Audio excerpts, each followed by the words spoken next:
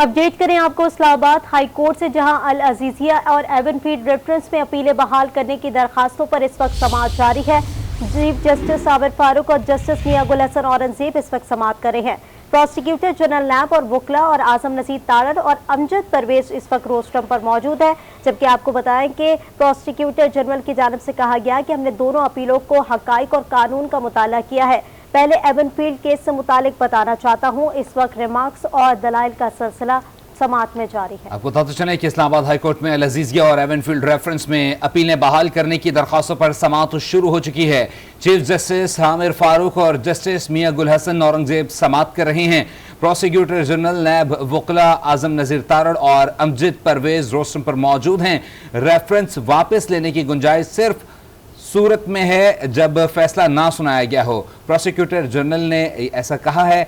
उन्होंने कहा कि हमने दोनों अपीलों के हकाइक और कानून का मुताला भी किया है। पहले एवनफील्ड केस से मुतालिक बताना चाहता हूँ। आपको बताते चलें कि साबिक वज़ीर आज़म नवाज शरीफ की आज इस्लामाबाद हाई कोर्ट में वो पेश हुए हैं और 3 दरखास्तें उनकी जानिब से दायर की गई थी, जिस पर अब समाअत शुरू हो चुकी है। अल अजीजिया और एवनफील्ड रेफरेंस में अपीलें बहाल करने की दरखास्तों पर समाअत शुरू हो चुकी है, जिसमें चीफ जस्टिस आमिर फारूक और जस्टिस मियां गुल हसन औरंगजेब समाअत कर रहे हैं। प्रोसिक्यूटर जनरल नैब ने और वकला आजम नजीर तारड़ और अमजद परवेज इस वक्त रोस्टम पर मौजूद हैं। जबकि नए प्रोसिक्यूटर की जानिब से भी कहा गया कि हमने दोनों अपीलों के हकाइक और कानून का मुताला कर लिया है। प्रोसिक्यूटर जनरल ने कहा कि रेफरेंस वापस लेने की गुंजाइश सिर्फ इस सूरत में है जब फैसला ना सुनाया गया हो। प्रोसिक्यूटर जनरल नैब ने कहा कि पहले एवनफील्ड केस से मुतालिक बताना चाहता हूँ। साबिक वज़ीर आज़म नवाज शरीफ अल अजीजिया और एवनफील्ड रेफरेंस में अपीलें बहाल करने की दरखास्तों पर आज इस्लामाबाद हाई कोर्ट में पेश हुए हैं। मजीद जान लेते हैं रेहान शेख से। रेहान, बताइएगा, समाअत शुरू हो चुकी है। रेहान, आपको आवाज आ रही है?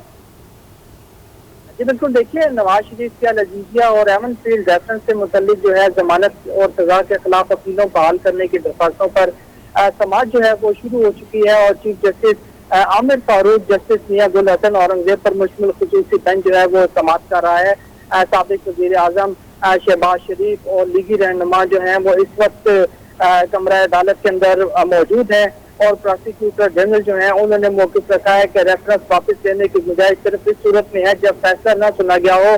हमने दोनों अपीलों के हकाइक और कानून का मुताला किया है। पहले एवनफील्ड केस से मुतल्लिक बताना चाहता हूँ, जिस पर और मजीद प्रोसिक्यूटर जनरल ने जो मौक़िफ़ रखा है, खिताब अदालत ने केस पर फैसला सुनाया तो उसके खिलाफ अपीलें दायर की गई।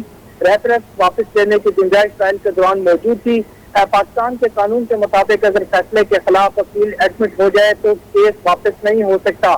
अगर अपील दायर हो जाए तो उसका फैसला करना होता है। दम पैरवी पर अपीलें जो है वो खारिज नहीं की जा सकती। प्रोसिक्यूटर जनरल ने मजीद ये कहा कि प्रोसिक्यूटर की ड्यूटी है कि वो आला मेयार की प्रोसिक्यूशन करे। प्रोसिक्यूटर की जिम्मेदारी है कि अगर कोई शहादत मुल्जिम के हक में जाए तो इसे भी ना छुपाए।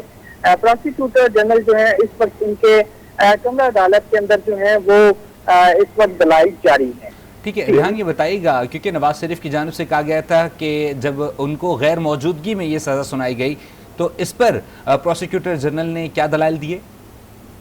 जी बिल्कुल, देखिए, अभी तो उनके जो है वो दलाइल जारी हैं और अगर प्रोसिक्यूटर जनरल ने मजीद कहा कि अगर अपील दायर हो जाए तो उसका फैसला करना होता है, अदम पैरवी पर खारिज नहीं की जा सकती। अगर इन अपीलों को बहाल करेंगे तो इन्हें मेरिट पर जो है वो दलाइल सुनकर फैसला करना होता है और एवनफील्ड रेफरेंस सुप्रीम कोर्ट के ऑर्डर की रोशनी में दायर किया गया था और सुप्रीम कोर्ट के हुक्म पर JIT भी कायम की गई थी और चेयरमैन नैब की मंजूरी से रेफरेंसेस जो है वो दायर किए गए थे। बहुत शुक्रिया रेहान शेख तमाम तर तफसीलात।